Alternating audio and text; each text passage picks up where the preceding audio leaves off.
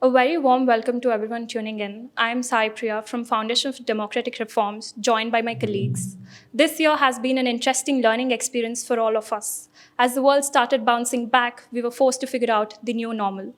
This year, we've also witnessed some momentous events, both positive and negative. So, as we close the year, let us take a stock and review this year's journey by looking at crucial moments that will be very important notes in the history books to come. Here to analyze and make sense of these issues, we have with us Dr. Jayaprakash Narayan, the founder and the General Secretary of the Foundation for Democratic Reforms. Thank you so much for joining us, sir. So, to begin the session, sir, I would like to ask you the question about the important event that happened in the very start of the year, that is the Russia and Ukraine war. So, we've seen the Russian invasion in the Ukraine unfolded in the Europe, and it is a very big war after the World War II. So, what do you think the impact of this war on the global order? It's a great question, Priya. We've had several conflicts, some skirmishes at the border, some civil wars in Africa and elsewhere in the past 75 years after the Second World War, 77 years or so. But never before was the global order rudely disrupted. Because there was this accepted consensus in the post-Second World War world that a nation's boundaries will never be forcibly altered, that a nation will never conquer another nation. America did invade Iraq, but with the UN resolution, and because of obviously in retrospect it is proved to be false, because of the fear that there were weapons of mass destruction, but not to invade or to colonize. America did invade Afghanistan, not to invade, because Afghan government at the time, Taliban government, refused to surrender the Al-Qaeda leadership, which was clearly responsible for the 9/11 massacre, the terrible, ghastly terrorist incident.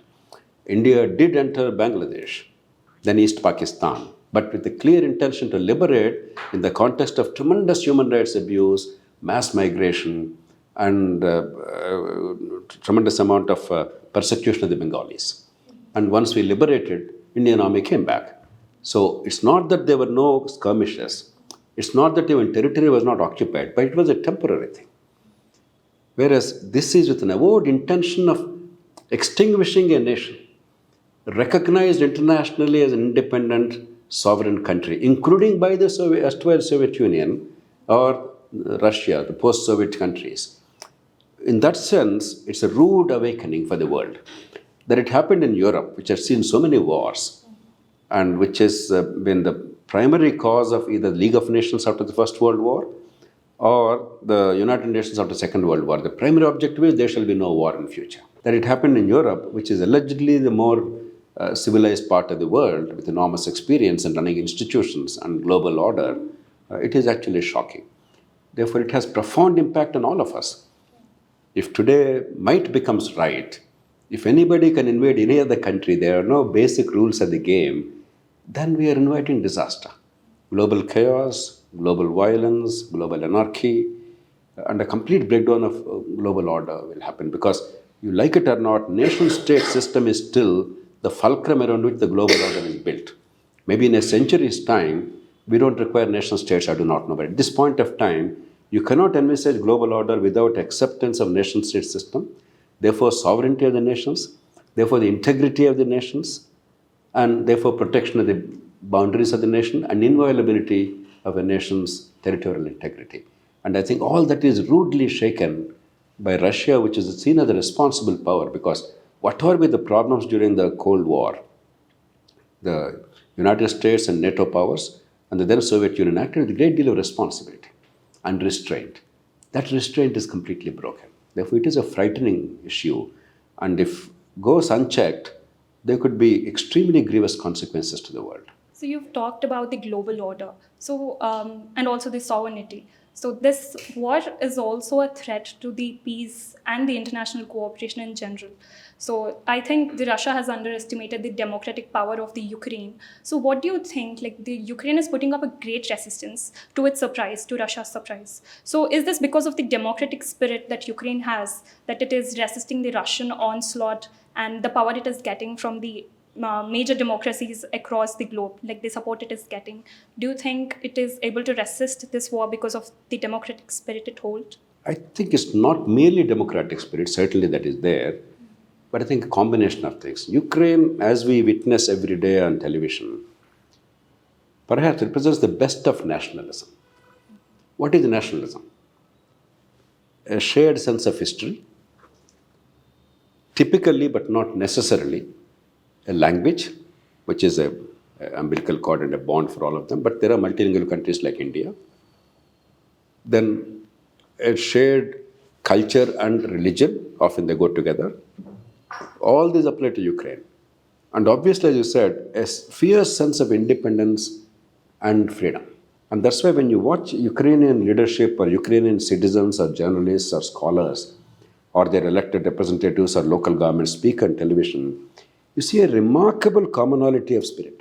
The words they use, the language they use, the dreams they express or they cherish, and the determination they exhibit, they are remarkably common.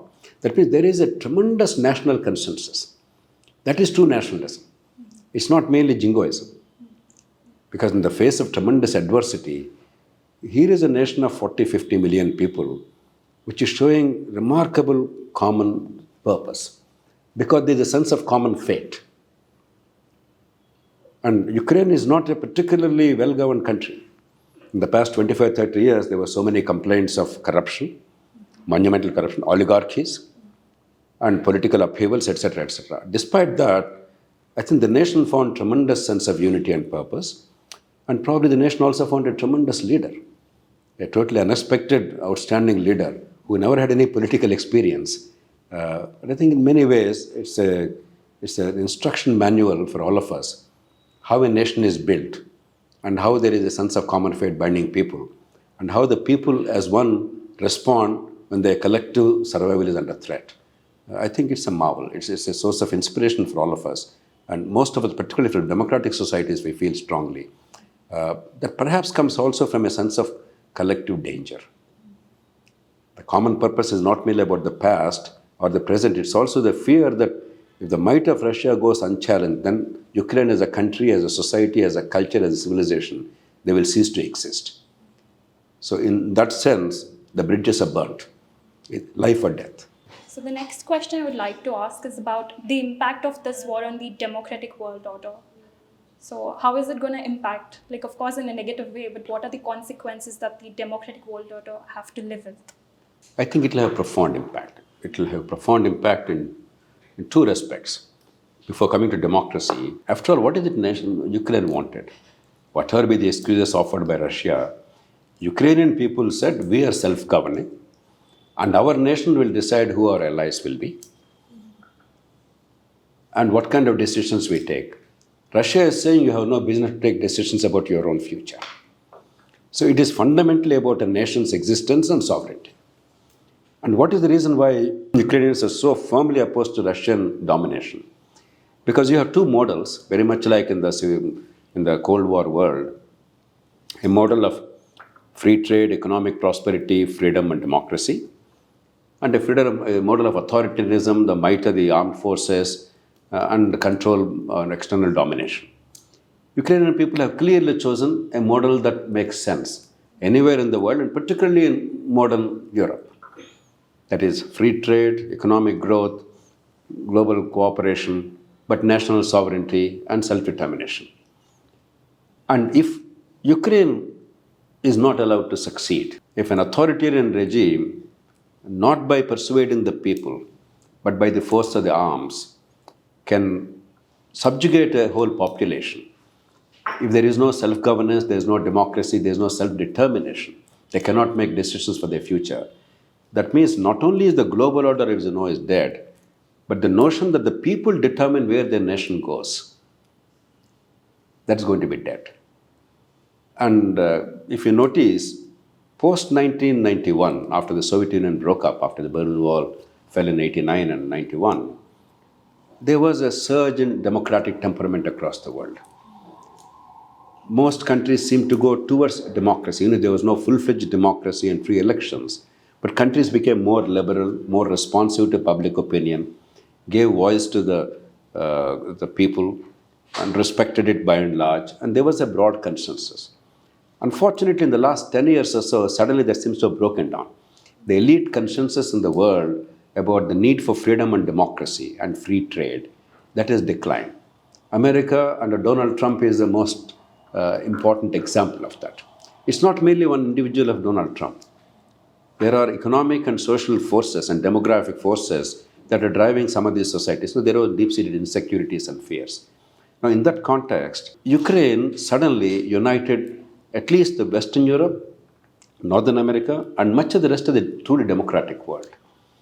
Because if we cannot decide what our country should do, then what is independence about? What is freedom about? That's a question that is agitating our minds. Countries like India may tactically make some decisions to our advantage. It's natural in global relationships.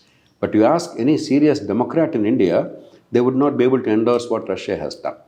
We are all fiercely democratic. We want, and also fiercely nationalistic.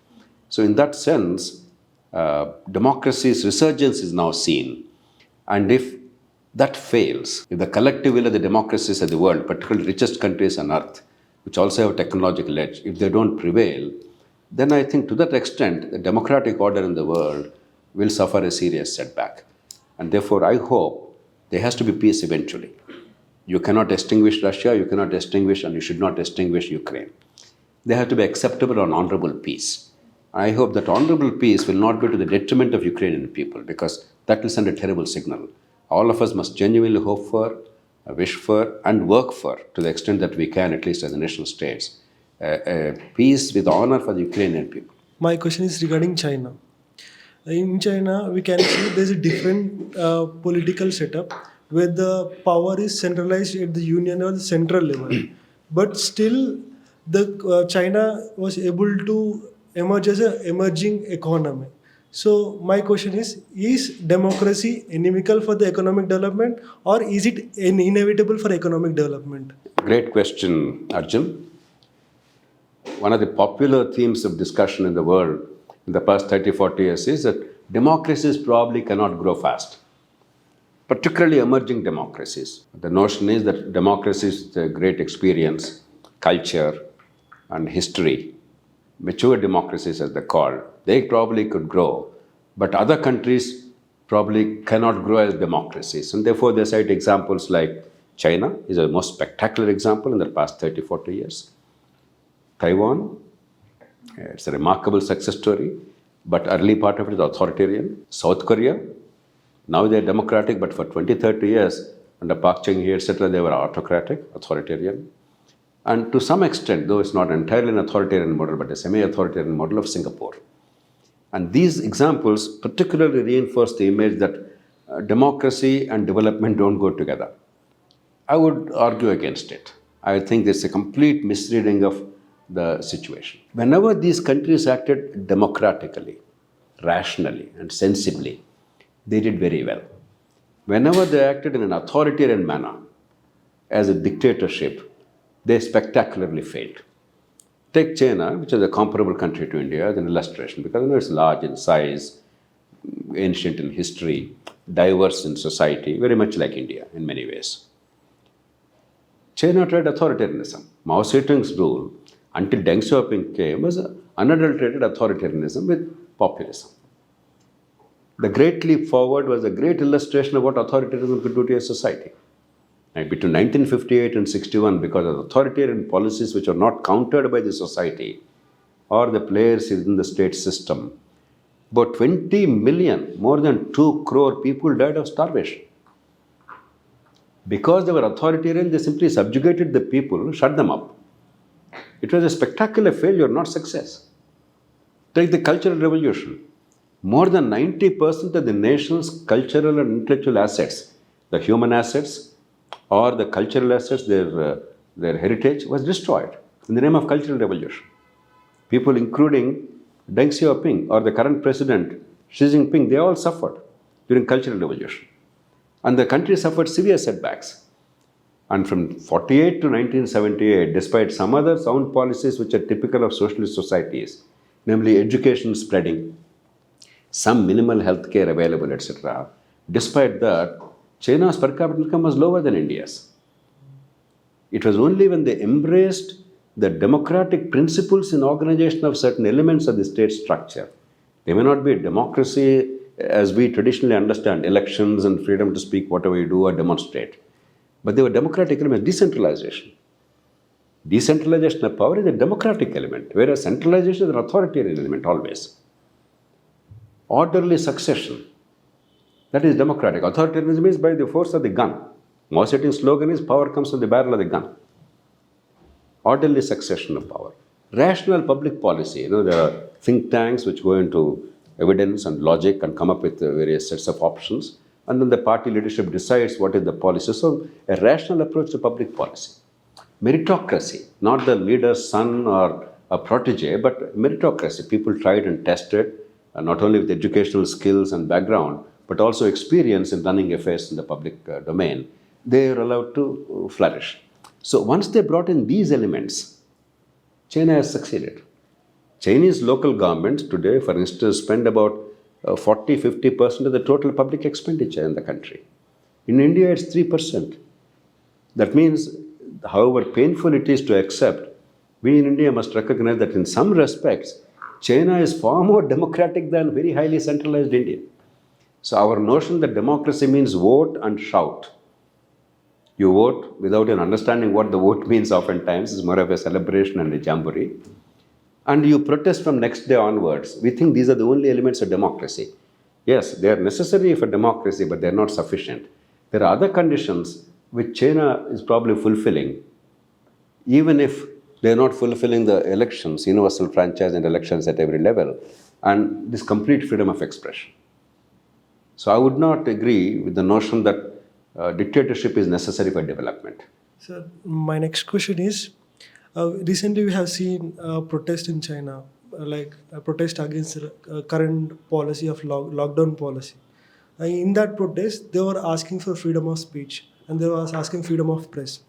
So even the people who are asking for freedom, still the country is following the model of centralized political power and emerged as a leading economic power.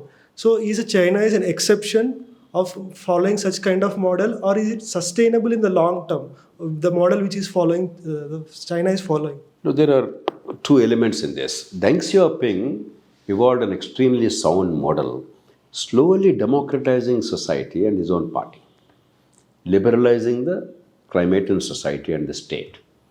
And that's why the things that we discussed, decentralization, rational public policy, orderly succession, meritocracy, all these he embedded in the Chinese polity. For 30 years it ran reasonably well, around 1980 to 2010, 12 or something. Xi Jinping eliminated two of these pillars. One, orderly succession. Earlier, clockwork like for 30 years, there was every 10 years a new leader came, next generation was allowed to rise and so on and so forth. Now this man became another Mao Zedong now. It's entirely up to him, his own whim, how long he'll be president, until his death or when he wants to retire, his own his sweet kindness. No, there's no system any longer in place. The second thing that he has done is, in place of a rational public policy, he brought in two elements. One, jingoism, to perpetuate his dominance, excessive frenzy of nationalism, and therefore saber-rattling in respect of Taiwan. With our own India, for instance, some kind of border skirmishes, needlessly provoking animosities and anger, that sort of a thing, one. And two, taking an irrational policy decision and sticking to that. The zero COVID policy at this stage, without allowing herd immunity to develop in a systematic manner, was obviously doomed to failure. Economic consequences and people's frustration with the curtailment of liberties is inevitable. And now suddenly, because the public pressure is there, they're releasing everything openly, and therefore that also leads in consequences, though in the short term. So in some ways, the protests there are essentially a reflection of people's anger about these two elements. The rational policy is undermined. Orderly succession has gone. A dictator is now firmly in place, in the place of a collective party dictatorship earlier. And once that happens, with prosperity, people also want more freedom, the democratic models. Now I think he's trying to correct at least some of it. bringing back economic activity and removing the zero COVID policy without publicly stating so is actually a containment operation. Is trying to salvage something in a difficult situation. In the medium and long term, it's a questionable proposition. There are many scholars who disagree on this. But I agree with those who believe that with prosperity, free trade, better education, innovation, inevitably democracy will have to follow. Otherwise, the schism will be intolerable. Deng Xiaoping understood that. That's why he tried to liberalize increasingly without losing control, because of fear of anarchy prevailing in society. Whereas Xi Jinping is actually trying on occasion a traditional authoritarian model without allowing economic growth, leading to liberty and greater sense of democracy and participation. And that will be detrimental to China. In my judgment, the proximate danger to China's economic growth and social stability comes from Xi Jinping's policies. If he changes them, then probably Communist Party's legitimacy will continue for quite some time and they'll slowly liberalize. And one day, we don't know when, 30 years, 40 years, 50 years, they'll become democracy as we understand. If he doesn't change them, there could be tremendous potential for an explosion. Sir, what are the lessons that we can learn from recent UK's Conservative Party elections that appointed Liz Truss and Rishi Sunak as the Prime Ministers in the same year? You know, Sai, very often we talk about our democracy with pride and with justification, because we are the first poor country, illiterate country, without any serious experience of democratic management as is understood commonly in the modern era at least, embraced universal franchise on day one. It was an article of faith. It was a great, what shall I say, a great lottery. Our founding fathers took an enormous risk. And it paid off in the sense that we could make universal franchise work. We could see the change of governments peacefully and orderly, even if elections are sometimes chaotic and there are so many malpractices. And basic liberties are they're continuing, constitutional liberties. And the constitutional organs, with some difficulties here and there, they do function reasonably well. In that sense, it's a miracle what we accomplished. But we have forgotten that there's so much more to democracy. Now, Britain, whom we imitated in every sense of the term, what they're doing in terms of changing leadership in an orderly, democratic manner versus what we are failing to do. Somebody is anointed, oftentimes by birth or by some other circumstances. Once there, any challenge to his or her power is seen as dissidence and treason, and they are thrown out summarily, and their political future is completely sealed. That is not democracy. So you see the British leadership over the years, whether it was earlier Cameron, for instance, he became a leader because successive conservative leaders failed to enthuse the people when Labour Party was dominating the country. Cameron, as a young leader, he reached out to his party, reshaped the vision of the party, and he got elected as the leader in opposition, then became Prime Minister. And Cameron, on moral grounds, when he lost, or his advocacy lost the Brexit referendum, he resigned. He did not have resigned, but he resigned voluntarily because he felt morally he was obliged, because he took a very firm stand on that. Theresa May became Prime Minister after Cameron through the MPs electing her. It was unanimous. Therefore, there was no party election. After Theresa May, again, once she felt she could not carry the parliament with her, then she resigned and Boris Johnson became a leader by virtue of the MPs electing him and the party endorsing it. Johnson had to leave when MPs opposed him, when the majority of MPs seemingly opposed him. Therefore, he left. And then Liz Truss, she was in the top two in the MPs election, in a series of elections. And then the leader was elected by the members of the party. She got the members' mandate. It proved to be an unwise mandate because within 45 days, her policies completely failed and the nation faced tremendous macroeconomic crisis. And therefore, she had to give way to her successor, who was again elected by the MPs. So in each case, in the first past the post system, the members of parliament decide who the leader is. And compare that with India. The moment there is a challenge to the leader in the legislative party, you expel the member. You seal his political future. You deny him or her the opportunity to contest again or to play a political role. So, in effect, the parties have become the private properties of those currently leading. And in many cases, private properties of a family. It's like a private estate, a political fiefdom. Now, you cannot run a genuine democracy with parties being captive in the hands of a few, without democratic alternatives emerging from the members of the legislature, the members of the party, so on and so forth. So Britain showed us a way. That's the way a democracy should be managed. Our greatest failing in our democracy is the parties which are central to running the democracy in our country, in most countries, the parties have become private estates. And you cannot run a good democracy with undemocratic political parties. In terms of membership, anybody must have a right to join a party depending on the ideological affinity without any blessings of the top persons. You should not need them, you need not seek them. In India, that's not the case. Without the blessings, you are not allowed to enter, you are a nobody in any case.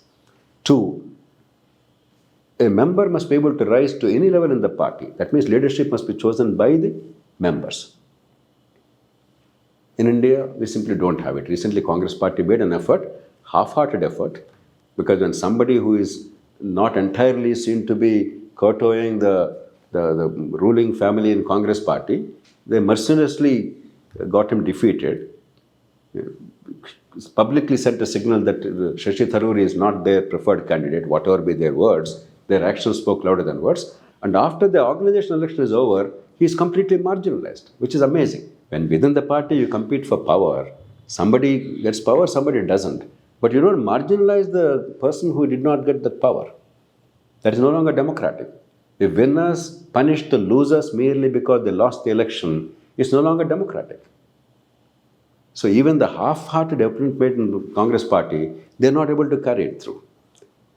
Many other parties are not in making that much of effort. So we have a long way to go. And the third is allowing the party leaders to emerge as leaders in the public domain. Who become MPs, who become ministers should not be the whims and fancies of some high command. It must be through some form of primary election process, some constituency committee choosing them. And finally, governing in a collective responsibility manner.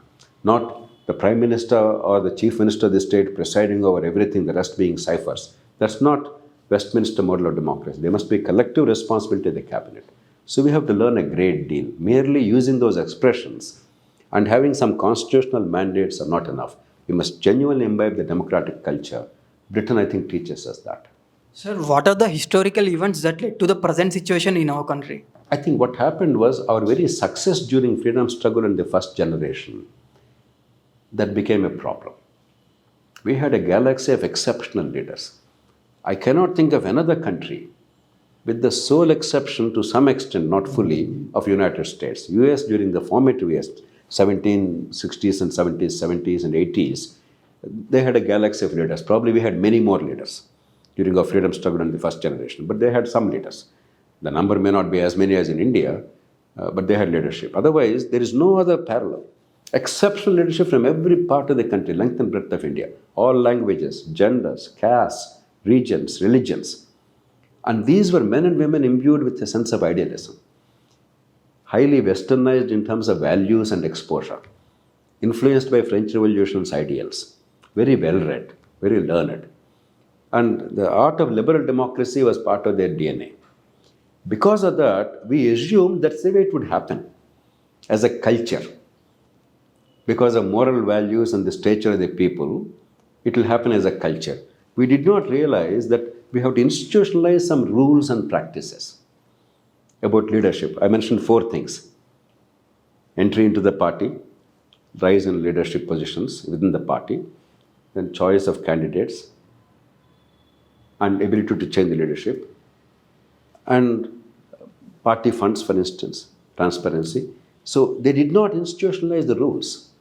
During freedom struggle, all these people sacrificed everything. The question of those people taking advantage of power for pecuniary considerations, for corruption, or taking advantage of party funds did not arise. They assumed, therefore, that's the way it would be forever. Germany, for instance, has a federal law. All these things are not left to the goodwill or the kindness of the leaders. They are actually legally mandated. Because a party is not a private organization. Remember, though It is not government. The moment a party seeks votes from the people, that means I am seeking power over you. And the party seeks to decide how the public money is spent, that means I am controlling your purse. The moment you are trying to exercise control over the people's vote, the mandate and their money, tax money, you cannot be treated as any other private organization. You must be accountable. And therefore, there must have been a law in this country, like in Germany, mandating the parties to behave in a certain manner. You can't dictate to them what policies they should have, but how they should conduct themselves as democratic organizations cannot be left to their sweet will. I think that is the most important lesson that we have to learn. So, what are the specific changes that we can make to improve our internal party democracy? I can think of three immediately. The first is, can we mandate election of the leadership at every level in a transparent process? And election of the candidates, choice of the candidates for elective office on behalf of the party at every level. That is the first thing, that's the minimal thing.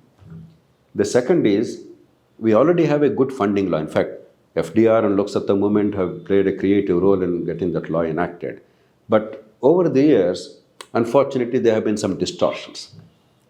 Because people are very averse to funding in a transparent manner. They are afraid of retribution from their political rivals. And unfortunately, in India, your economic fortunes still are linked to political patronage. So we don't really have a framework of rule of law in real terms.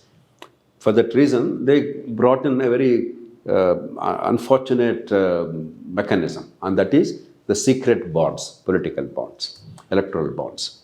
That's not the right model. Therefore, the second thing is, how do we bring in transparency without fear of retribution for contribution to a political party of your choice? That is the second big element. The third is overall decentralization.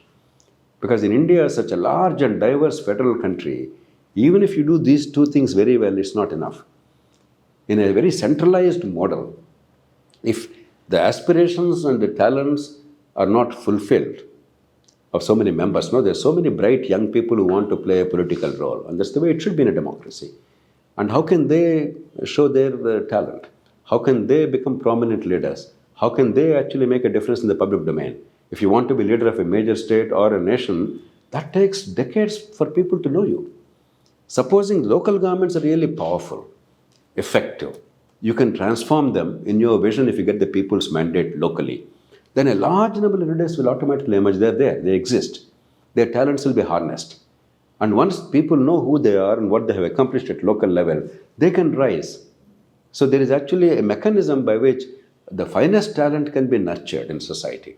So if you do these three things, very quickly we'll find our governance will be changed and the political parties will become democratic and our democracy itself becomes much more healthy. So, climate change today and its impacts are very much evident and real.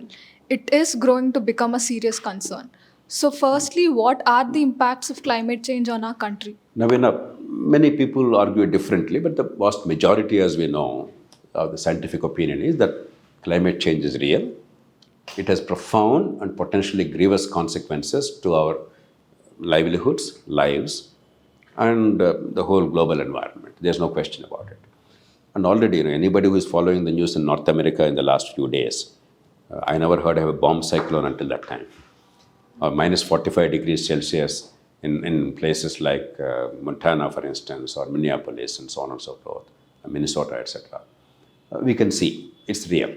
World over, the gravity of the climate changes, the weather changes, the cyclones, floods, heavy rainfall, you can see the intensity increasing dramatically. Records are being set month after month, year after year.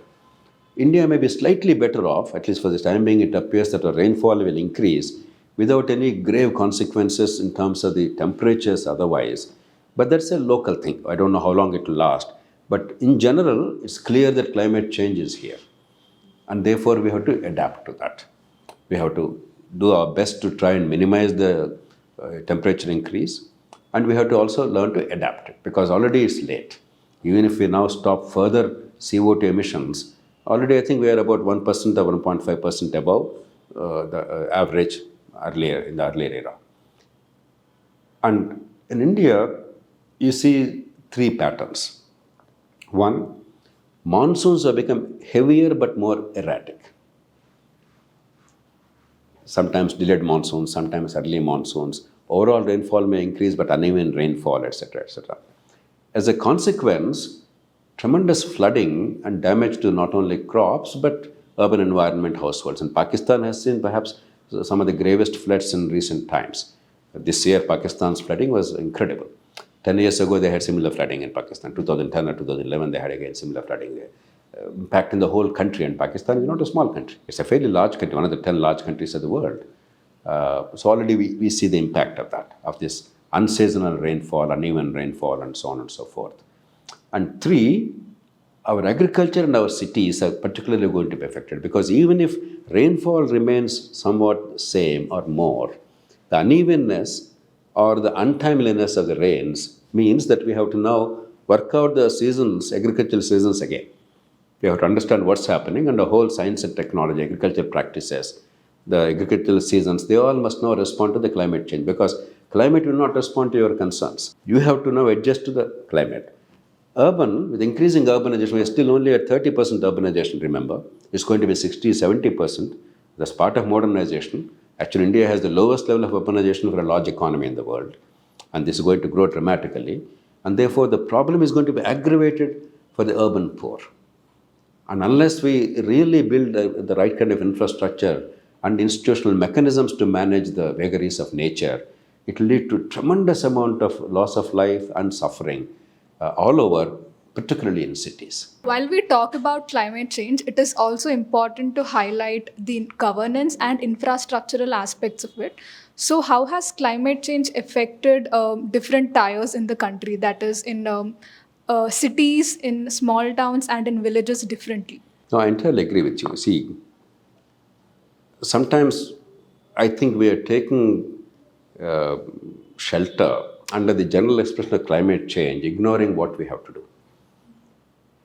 Nature has never told us that there will be even rainfall every year or within a year every day. Nature has never told us that there will not be any cyclones or storms or something.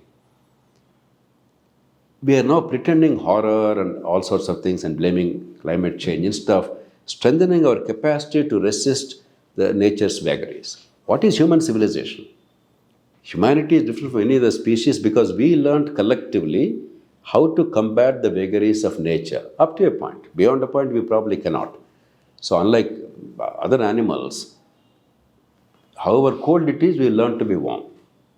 However hot it is, we learn to be cool. However dry it is, we learn to harness water. However rainy it is, we learn to keep ourselves dry. Now, that is civilization. Now, suddenly pretending that climate change is the reason why our cities are getting flooded, our agricultural lands are getting inundated during a cyclonic rain or something, is, in my judgment, not only unproductive and wasteful, because you can't complain against nature, that's no use, it's also artful and disingenuous. Our failings, we are trying to simply put it under the column of climate change. Our stormwater drainage is a disaster in our cities because we simply blocked all the natural courses. After when it rains, rainwater must flow into the lower reaches, then go into streams and then rivers and then finally into the sea. If you block it, then you complain that there is flooding. Whose problem is that? Did nature ever tell you that water will flow upwards? Water will only flow downwards. World over, in urban environments, even 300-400 years ago, cities like Paris, London, etc., what did they do? They did contour surveys. And they made sure that their roads, their water supply lines, their sewers, and stormwater drains are according to the contours. They followed natural contours. And therefore, unless there's an extraordinarily mega event which is not within human control, you rarely see a major disruption to life just because of a bit of a rainfall or something. Whereas a 50 millimeters rainfall, suddenly, even in front of a chief minister's house, there is flooding in the streets. So this is not about climate change, this is about an inadequacy in urban management. Similarly, rural areas. For even a man like Sir Arthur Cotton, 150, 160 years ago, in this part of the country, in Andhra Pradesh, when they built barrages over Godavari and Krishna and so on and so forth, He took advantage of the natural natural streams and minor rivers, converted them into natural drains. Because he understood that providing water is one thing, but removing the surplus water from the fields is equally important. So there is a canal system providing irrigation, there is a drainage system which is taking away surplus water and then draining it to the sea. What did we do? We allowed the silt to accumulate, we allowed the weeds to grow, impeding the flow, and we encroached on this land out of our greed to put a little more land to agriculture. Net result is, even a limited rainfall will lead to tremendous devastation. Hundreds of thousands of acres of land is inundated. Then we say there's a natural calamity, we have to do something about it. And we are not even today improving these drains. For instance, with my own effort, initiative, Dr. Channa Reddy, the Chief Minister in Andhra Pradesh at that time, took up with the World Bank and came up with the World Bank project for reconstruction of the irrigation and drainage system in Krishna and Godavari deltas. It was hugely successful 30 years ago. All right, we didn't do it before that, after independence. But after that, in the past 30 years, we never again did it. At least if every 10 years we rejuvenate our canal system and our drainage system, then a bit of a rainfall, unless it's extraordinarily heavy, will not affect our agriculture. We have seen it once before. We don't do it. And the next flood happens like in Pakistan, we then lament and browbeat and chest thump and blame climate failure or God. So there's a lot we need to do and we can do. And it is about governance. And city management, for instance, one is, as we said, contour surveys and making sure that the people do not inhabit areas which are prone to inundation, because if you put people in low-lying areas, they'll be flooding inevitably. But the other thing is, in a country like India, unless there is local urbanization as much as possible, if everybody is forced to go to a big city, distant big city, to eke out a precarious livelihood, if the poorest in cities, what kind of a support system do they have? There's no social support. They have no housing. If they are in distress of some kind or other, there's nobody to help them. They have to commute 15-20 kilometers to go to work. Go back again the same distance wherever they are for the time being staying. As I said, there's no housing. There are no basic amenities. It's a terrible life. Urban poverty is becoming much more cruel and much more unbearable than rural poverty. For a long time in India, after independence, we talked about rural poverty. Today, the real challenge is not rural poverty, it's urban poverty. And it's largely because of unchecked urban migration, not that it should be controlled, because you're forcing the poorest people without skills to migrate to big cities without any social support system. A, if you create social support system in the cities, and B, if you don't force them to migrate to distant cities and create living conditions and opportunities relatively locally in small towns, then much of this can be mitigated. So all this is a matter of governance and competence in terms of managing the impact of climate change. And India is very inadequate at this stage, but we are still in early stages. Therefore, even now, if we wake up, we can mitigate the climate change impact. I have a follow-up question. In terms of climate change management or adoption, as the local government know about the population of its local environment, like demographic dimension, if in a aspect of crisis, which population to be prioritized, because it know the demographic dividends, whether the high population people are living or the youngsters are living, one, and it also knows the topography of the region. So is it not that high time to empower the local government so that the local government able to handle or manage the crisis at the local level? You are absolutely right. Even when there was no democracy, what did the British do? They made the district magistrate the fulcrum of all these efforts in emergencies. The district magistrate is one functionary in the country who could never pass the buck in an emergency, in a crisis. All responsibility vests in that. And therefore, all authority also converges if necessary. And the full powers of coordination are there. Extraordinary powers of Treasury Rule 27, it's called in the Madras Presidency, for instance, are given. Without the legislature authorizing expenditure, the district magistrate is empowered to draw money and subsequently account for it. These are extraordinary powers. That means even the British colonial government also understood the importance of local decision making and responsive administration. Now, in post-independence era, we should have naturally democratized that. While this is local and responsive, a district magistrate is not a democratized institution. It is an imposition by the larger entity, the state and the nation. And democracy meant we should have empowered the people with the same framework of local coordination, local responsibility, local responsiveness. We failed to do so. So even today, we depend on the district magistrate. And without the people's participation and the legitimacy of the people's mandate, and without the knowledge that comes from understanding of the local topography and the local population, you can never be effective beyond a point. You can probably save some lives and you can have overall coordination, but that is the same as 100 years ago. You're not better off. Whereas if actually you empower the local government effectively, but ensure that they are adequately supported with technical support and where required infrastructure and logistics, then you get the best out of the system. So even our own experience, let alone other countries' experience, shows that localization is important. That's why I was not a great supporter of the National Disaster Management Authority. We don't require it. All you require is a national framework to provide technology and resources and some equipment or some procurement where it cannot be locally procured in case of very large catastrophes. Otherwise, we have a robust system. Democratize it, don't centralize it. Whereas in India, we move towards centralization of the existing system, we never move towards democratization of it. So now let's turn into the economic part, sir. My question is related to state finances. When we look into the financial health of the states, there are many states which have high committed expenditure than the total revenues, including the union transfers. For example, if you look into the Andhra Pradesh state, it is having committed expenditure 128% more than the total revenues.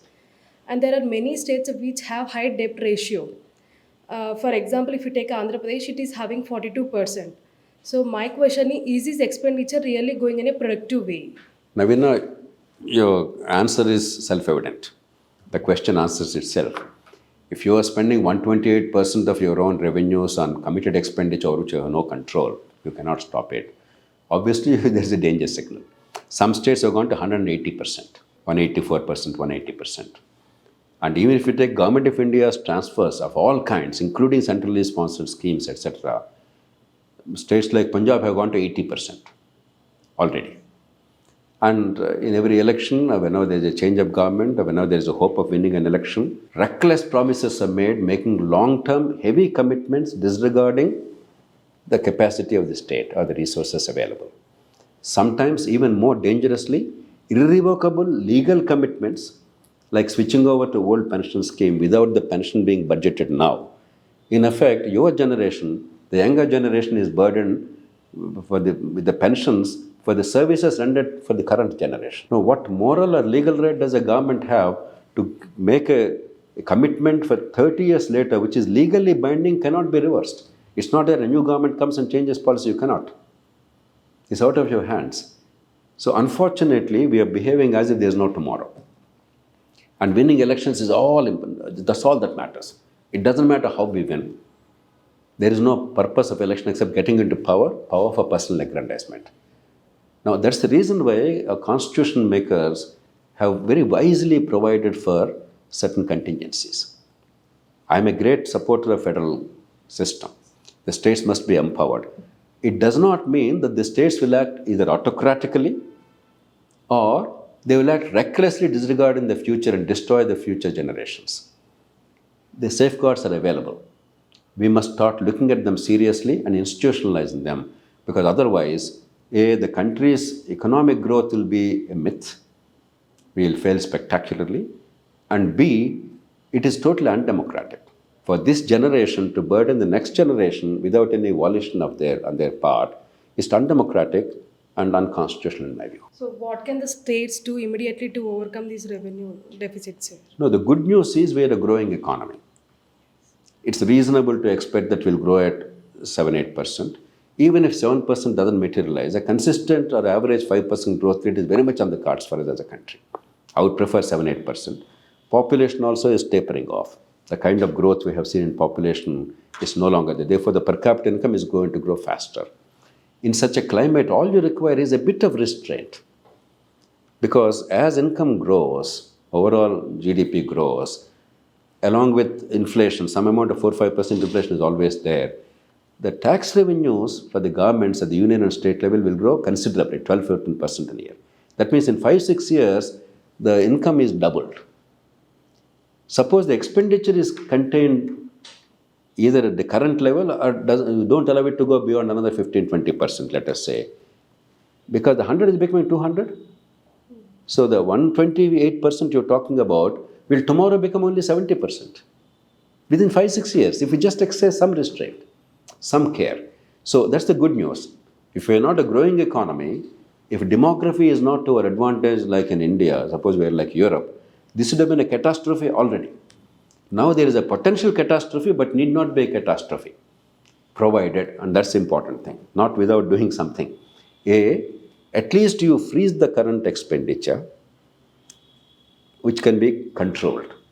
What cannot be controlled, you cannot do. Interest you have to pay.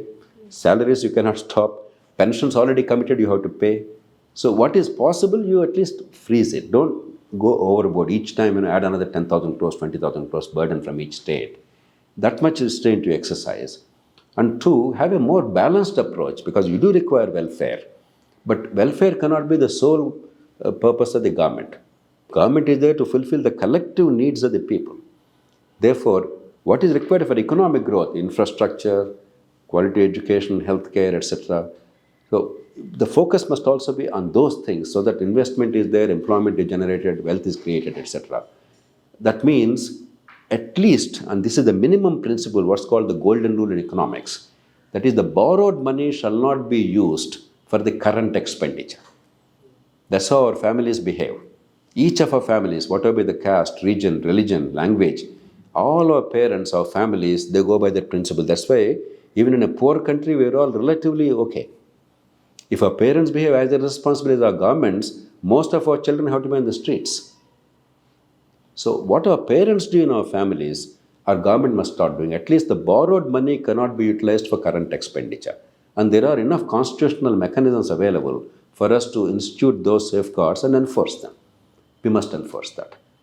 I think it's possible, but if we don't do it now, it will be a danger. The other part is your old pension scheme. Vajpayee government brought in the national pension system, basically a funded pension system, not an open-ended, unfunded pension liability 30 years later. That's what it means. So if you want to give pension, it's up to you, but put the money today in the account. Show it in the budget. You have no right to pass on the burden to the next generation and make a long-term irrevocable commitment today. It's illegal, immoral, undemocratic, unconstitutional, and anti our own children. So that must be the minimum rule. 2 rules. 1, borrowed money shall never go for current expenditure. 2, you will never make a long-term irrevocable commitments without the budget showing the allocation and funding today. And these 2 are eminently sensible rules. Anybody who says I don't accept them are being utterly irresponsible, callous. And within that, the states must be free to do, because nobody should control what they should do on a day-to-day basis. But these fundamental rules must be obeyed. Otherwise, you can go on printing currency. Why budget at all? I simply print currency. You know what happens if you print currency? You become Zimbabwe during Mugabe's time. Or you become Venezuela. What's happened in Venezuela? We don't do it, right? We are already following some rules. We're not printing currency as you please, because it just doesn't work. This also doesn't work. Look at Sri Lanka. Next question is, sir, as you mentioned pension scheme, in the surge revenue deficit period, why the many states are preferring to go back to the old pension scheme from the new pension scheme? I wish I could tell you the parties have a noble intention. No. Today, the game of power has become so crooked. Normally, I don't use such harsh words. I respect the political process. It's become so crooked and short-sighted that tomorrow seems to be irrelevant. Any weapon, any policy, anything, unless it's explicitly stated to be illegal, then we do it but don't state it. In this case, we do it and state it with pride as if we have done something great, disregarding the consequences, because parties believe people are fools. People don't understand what's going to happen tomorrow. They'll forget about it. And there's no tomorrow. Winning power today is all that matters. And therefore, it's always tempting for a political party to look at the short-term vote even if the long term is destroyed. And in this case, for instance, take the pensions, the negative impact will be physically seen by the people within 15 years, not today. No, 15 years is a long, long time for these politicians. And therefore, they're assuming that let the future be damned. Who will ask me? It's not, 15 years is too long a time. But it's real, it's mathematical, it is not a conjecture, it is not imagination, it's mathematical.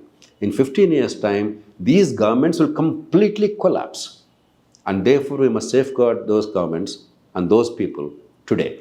And the second point is, while there are states, and I am a great advocate of states' rights, you are an advocate of states' rights, you want local governments in the third tier, effective and empowered and sovereign state governments at the second tier, and the union government to discharge its responsibilities as well. It does not mean the states can be separately bankrupt. As far as the fiscal system is concerned, public finances are concerned, the whole country is one. There is only general government debt. So there is no way of insulating, let us say, if Andhra Pradesh or Telangana or some other state goes bankrupt, you cannot say, oh, it's your problem. It's not a gangrenous limb which you can cut off. This gangrene affects the whole body. The whole country is affected. Therefore, the federal government, the union government has to take responsibility.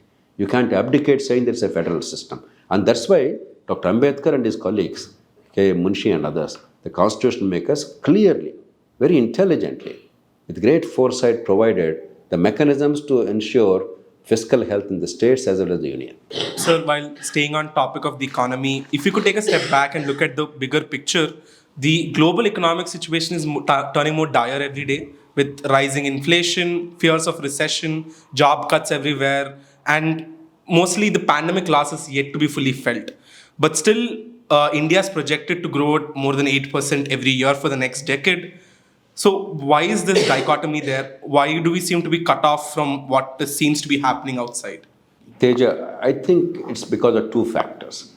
What I say may be partly controversial. One factor is simply because we underperformed earlier. Relative to India's growth potential, our demographic profile, our natural resources and abilities, because of governmental failure over the decades, we underperformed. It's not about one government or one day. So when there's underperformance, when you create a slightly better set of conditions, then performance can overshoot the average. So it's the past failure that gave us a better platform in a way, and also low base effect. But the second is, genuinely we can take some satisfaction and pride that in the past decade or so, 7-8 years in particular, some conscious efforts were made to manage our economy better. The banks which were in crisis 10 years ago, and that continued even until 5-6 years ago, because banks cannot come out of a crisis overnight. If I indulge in bad lending today, impact is not felt today. It's felt 3 years down the line. So 2017-18 also banks were in a difficult situation. But significantly, the bank's performance has increased. If you take the top 5 banks, the cumulative loss of these 5 banks was 18,000 crores after dumping lakhs of crores of public money into those banks. I'm talking of government money from the taxpayers, apart from the deposits and other things. They lost cumulatively that year alone for the 5 banks, 18,000 crores. What is the current situation? Cumulative profit of these 5 banks is 53,000 crores. On this head alone, we have a 70,000 crore plus every year. Just to give one example. It matters. It matters a lot. Similarly, infrastructure. Significant efforts are made to improve the infrastructure. We need to do a lot more. India is at the rank bottom in infrastructure among large countries. But compared to what it was, a conscious and effective series of steps were taken to improve the quality of infrastructure. It's ongoing. Whether a road, or railways, or ports, and so on and so forth. Third, because of past policies, Vajpayee government in particular continued subsequently, the mobile telephony, etc., we are now among the leaders in the world. While we leapfrogged, and that's led to digitalization of the economy. That led to UPI, for instance, India is number 1 in the world today. Even the poorest people, they're able to transfer money. Therefore, economic efficiency, with ease of transfers in a transparent and effective manner, that has helped the whole digital economy. And there are conscious efforts made to promote manufacturing and to encourage industry. And because China, for a variety of reasons, some of them because of global factors, some of them because of self-induced factors, people are losing faith in China. China is, after all, a monumental economy, which is the fulcrum of global manufacturing. But as far as practicable, people want to go beyond China. You cannot trust China's supply chains alone. And India is obviously an important candidate if you use it. So some of it being leveraged. So all these together give us an opportunity, and this with a sound welfare system, your Jan Dhan program, etc. Therefore, welfare can actually reach. The other day, I was watching at the height of this Ukraine war. Germany was, like all other European countries, was transferring money to the families to meet the energy costs, part of the energy costs. The German finance minister said we have the capacity to reach only about 1 million families a day. Germany is world's mighty technology country. India can reach 800 million people a day. With our level of poverty, imagine the technological sophistication in the welfare delivery. And that matters. That gives confidence. And after all, when growth is taking place, the poor also, their concerns must be addressed immediately. Otherwise, not only are the poor suffering and it's immoral, it will also lead to political strife and disorder. Now, we are able to contain those forces also. So I think a combination of these are given us a reasonably good opportunity. But we must concede it's not our birthright. We must not become arrogant. To sustain a 7-8% growth rate over the next 15-20 years is possible, but unless we do many other things, like the state's finances we discussed today, like rule of law, at least some elements of it institutionalized so that there is predictability and speedy and efficient justice in terms of property rights, contracts, etc. And education is improved significantly so that skills are real, not some bogus education on paper, but real education and skills are available. Healthcare is improved at least to a point at a low cost so that productivity is higher and poverty, grinding poverty is reduced. So unless some of these steps parallelly continued, this growth rate cannot be sustained. But there is a great opportunity. Let's rejoice. Let's make the most of it. Sir, as you have mentioned before, India is at a crucial stage where a majority of our population is still the youth of the country. So, what steps do we need to take, or how does this situation affect the youth in particular? I think actually the current generation of young people world over, in particular in India, are remarkably lucky people. Because I think I'm a great optimist and I see enormous room for optimism world over. Technology is dramatically changing for the better. We are going to live realistically now, it's no longer a dream, in a world free from fossil fuels. Renewable energy will become the norm. Abundant, cheap energy, renewable will be the norm. New materials are coming in a big way. New technologies are coming in a big way. Quality of life is going to improve. Leisure and other activities are going to improve because fewer and fewer people can produce more and more increasingly in the world. So I think we are going to live in a super abundant world. Of course, there are going to be transitional problems. There's no question about it. India too is in that cusp. And we have a greater advantage compared to other countries because of demography, as you said. For the next 40, 50 years, we will have abundant young people in the working age. Whereas China already is decreasing the working age people. Every year they're losing probably 5 to 10 million working age people. Right away, 5 million people they're losing. And increasingly, it's going to be harder for them to sustain an economic engine without adequate number of working people, without migration. And East Asian countries are not generally in favor of migration. And perhaps even if migration is allowed, I don't know how many people would dare to go to China. In an undemocratic regime where the future is uncertain, in a hostile culture, probably that may not work also. Whereas in India, that's not a problem. So demography is our great advantage. It also means that the demand will continue to grow as young people get married, they raise families, or demand for goods and services grows. That itself is an engine for economic growth, provided the productivity of youth is maintained. Now, productivity will be maintained only with skills and quality healthcare. Unfortunately, our education is absolutely the pits. We are one of the worst in the world. But luckily, because the demand side is very strong, education can be improved. We have a sound policy now. The national education policy is a fairly sound policy. But there is a long gulf, a big gulf between government's policy, good policy, and its execution. Because we have so many states, school education is largely a state issue. And all the players involved, the teachers, the students, the parents, the society, the community, the state governments, they all must come together, and the non-profit organizations, etc., etc. And the scale is humongous. We're looking at 260 million young people in schools. They themselves will constitute the third or fourth largest country in the world. So there's a lot of work to be done, but I think the platform is there. And that's why some of us are paying a lot of attention to quality education to quickly accelerate the process of skilling our people in the fastest possible manner to the largest number of people. I believe technology gives us an opportunity. But if policies at the state level, they don't move apace with the opportunities available, then some of our growth momentum will be lost. Sir, as the ever optimist you are, along with education, what are the other key areas do you think we need to focus on so that we can achieve the goals that we have set for ourselves in the future? Apart from education and healthcare also is necessary, particularly at the grassroots level, in order to enhance productivity and reduce poverty.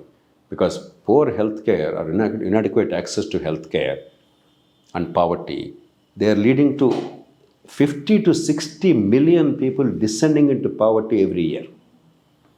That itself is a large nation. 60 million in Europe would be one of the largest nations. There are only 2-3 nations in Europe which are as big as that number. Every year, that many people are becoming poor in India because of lack of health care. And it's a low-hanging fruit because at a low cost we can do it. India is one of the few countries where at a very low cost you can actually bring about such a big change. But apart from these two, education and health care, you require to look at rule of law. On paper, we have rule of law. In reality, it stinks. There is no fear of law. There is chaos all around. Might has become right. Your property rights are not respected. And your contracts are not honored. And they are dishonored with impunity. Now, with economic growth, there must be predictability in human behavior. If I want to invest money, if I want to take quick decisions, I must trust you. I can trust you. Probably if you're my family member, hopefully I can trust. Sometimes even there, the trust fails. But when you're an unknown person to me, I'm unknown to you, how can there be trust?